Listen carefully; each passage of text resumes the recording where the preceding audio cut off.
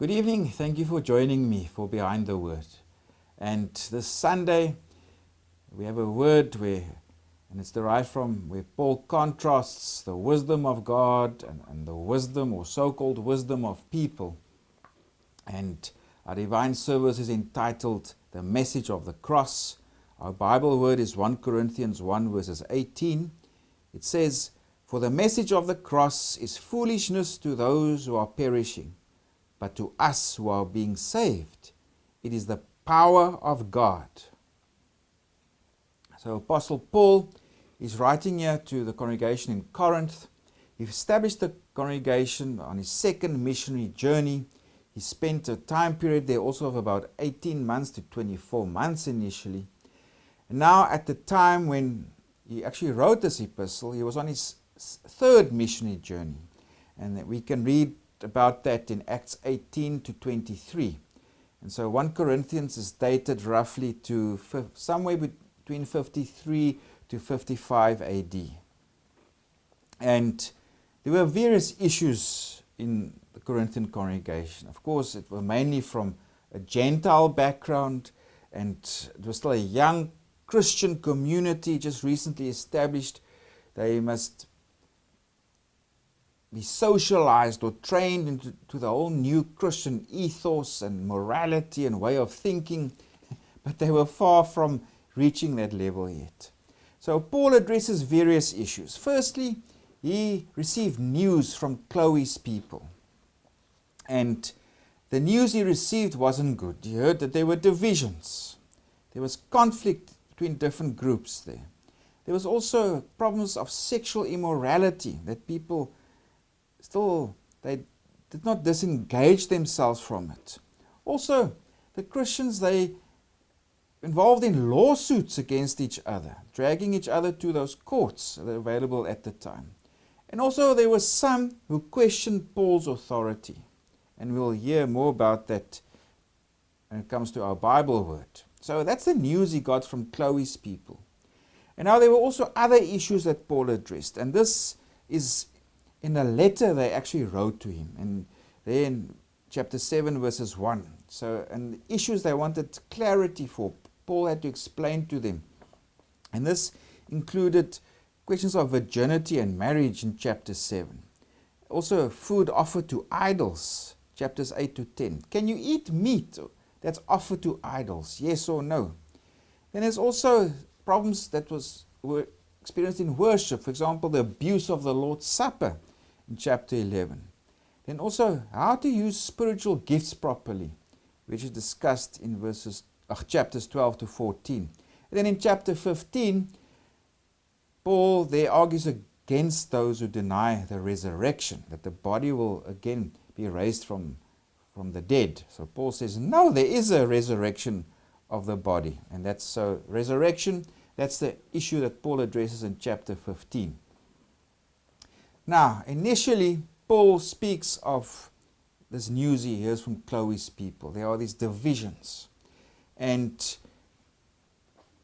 he says, some say they're from Apollos, some from Paul, some from Cephas, some support Christ. And Paul says, well, this is nonsense. Why are you doing this?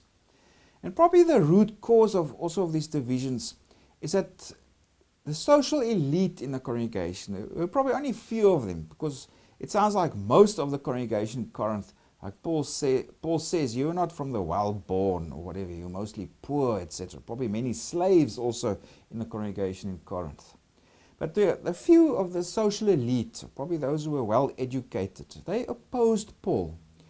And for them, Paul, he wasn't really an eloquent speaker. Maybe not as good as Apollos. If you go read Acts 18 verses 14, it says there he was a very eloquent man and very mighty in the scriptures. So for these guys, these Christians, Apollos was maybe a very good speaker. In the ancient world, a high form of education involved training in philosophy, like you would get exposure to Stoicism or Platonism or what other forms of philosophy at the time. And also rhetoric. And rhetoric, you of course learned how to write, how to compose letters, how to argue, how to debate, how to be in a court of law and put your case forward. So it's about eloquence in speech, etc. So philosophy and rhetoric, these were signs, or that was typically the high education that existed back then. But that was only really available for the elite few. For 95% plus of the population, that was far out of reach to learn how to read and write, etc. So some of these in Corinth, they don't like Paul, they don't think he's a good speaker. So before we come to our textual unit is chapter 1 verses 18 to 25, and that where Paul speaks of God's foolishness and human wisdom. Before we come to this textual unit, Paul, of course, he addresses divisions, and he says also that he's been sent to preach the gospel, really. And let's read what he says in verses 17. For Christ did not send me to baptize, but to preach the gospel, not with wisdom of words, lest the cross of Christ should be made of no effect. So Paul is saying here, I bring you the gospel. I bring you the cross. And it's not just, for me, it's not about using eloquent words and to display high forms of learning. It's just to bring you the message of the cross. And now we come to our textual unit where it says, and also our word for the Sunday. For the message of the cross is foolishness to those who are perishing, but to us who are being saved, it is the power of God. So Paul, in this whole textual unit, he contrasts human wisdom, human education, human elite social status. He contrasts that with God's foolishness, which here is the preaching of the cross. For the wise of the world, for the educated of the world, preaching a crucified Messiah or a crucified Son of God would have just been ridiculous. We don't really appreciate today how preaching a crucified Messiah or Son of God in the ancient world would have been so offensive. It would have been obscene, so terrible. It went contrary to everything that the people held dear.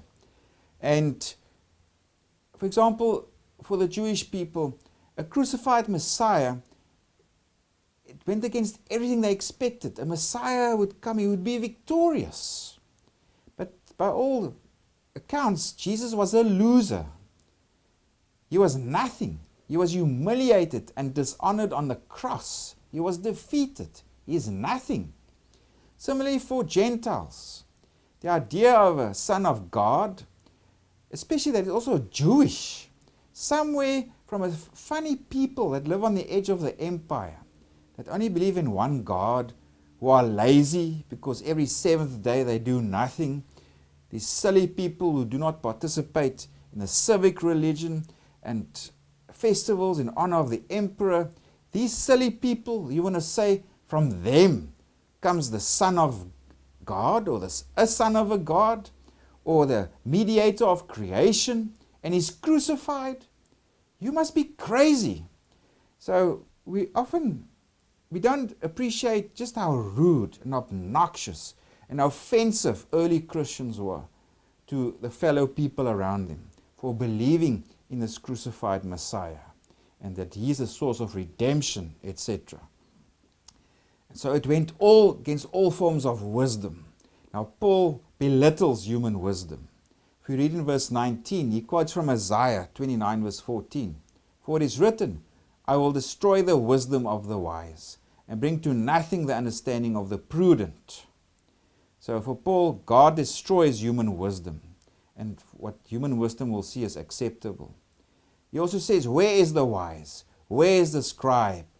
He also refers here to Jewish scribes. In other words, those trained in the law. And they were probably priests. They were the interpreters of the law, these scribes. So they were also educated, etc.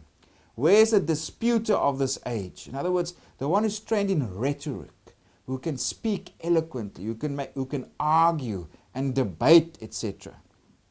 Has not God made foolish the wisdom of this world?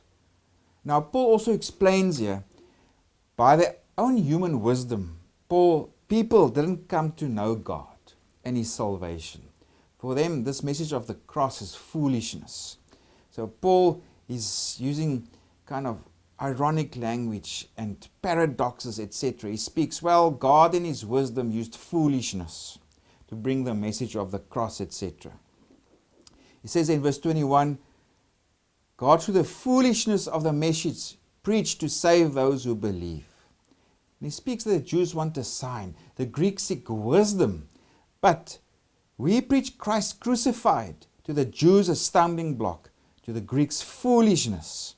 But this, to those who are called, both Jews and Greeks, Christ is the power of God and the wisdom of God. So in other words, elite status, educated status, eloquence, normally reserved for those in power, the powerful. No, Christ is the power. He's the genuine power. And Christ is the true wisdom, and this wisdom that comes from God. Hence what Paul says in verse 25. Because the foolishness of God is wiser than men, and the weakness of God is stronger than men. So Paul contrasts here. There's human wisdom, and human wisdom will normally see what God has done in Christ as foolishness. But Paul says, no, well, you don't want to know God by your human wisdom, but yes, God's true wisdom and power.